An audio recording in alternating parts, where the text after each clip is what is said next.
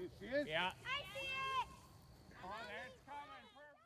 Mortal Engines by Philip Reeve. Lately I've been in a pretty big sci-fi phase. I tend to go through different phases. Sometimes it's biographies or nonfiction, but right now in sci-fi. And I came across this one and figured I'd give it a whirl. It reminded me of a few other genres or books that I had read in the past and figured I'd give it a shot. If you're gonna get a book like this, you have to give it a little bit of a leeway. You have a book about cities, moving cities, which are old cities that are built on like rollers or tank treads, and they go around in this like dystopian world after like nuclear war or whatever had taken place. So it's like a wasteland, and they move around and collect resources for the city. And bigger cities will cannibalize the littler cities. So knowing that, you're gonna have to give this book just a little bit of leeway when buying it. So if you think, oh, that's just so ridiculous, nobody would believe it, this book isn't for you. But moving forward, it did remind me of a few other books that I had liked, that I had read in the past. And one specifically was by Christopher Priest, called Inverted World. It's a really old book about a city that they had put rails down in front of it, picked up the old rails behind it, and they always kept the city moving. And it's just a really unique book. Christopher Priest always has weird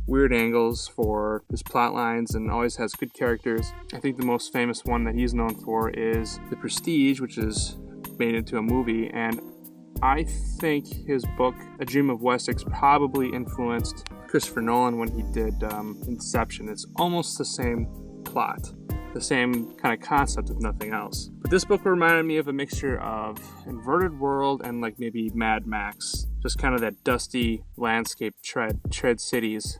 I do think this book was written for more of a younger reader than me. I think the characters are a little bit weak in the characters.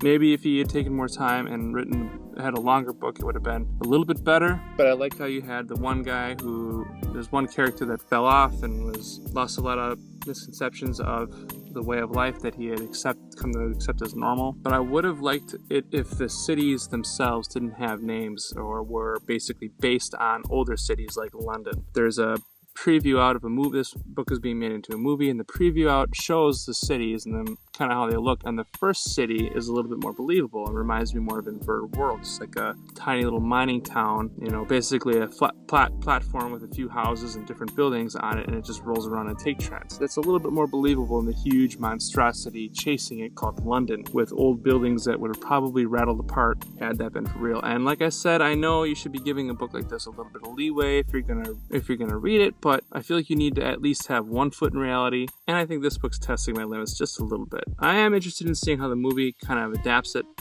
The author really does a good job of challenging the characters, really straining them, but ultimately I think they're just a little bit weak in their personalities. I would have liked to see more of a little bit more mention of the history and how we got to here. How did they get the cities built on platforms? So the reader is left to assume that all this happened, and they mentioned the war, the short war that basically devastated the landscape, but how did that happen? What was the buildup? And again, I think this book was probably written for younger audiences, and he didn't want to write a 1,000-page novel. But in my opinion, all those details matter. But that's just me. Let me know what you guys think in the comments below, and I'll talk to you next time.